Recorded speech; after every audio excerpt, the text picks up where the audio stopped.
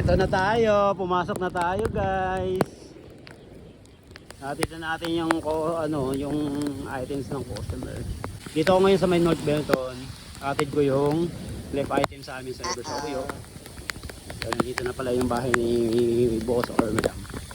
Ito na nga tayo. Pasok na tayo. Grabe ang ganda ng mga bahay dito, boy.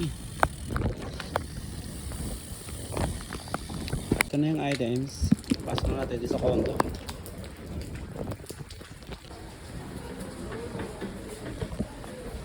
Tapos ito yung items.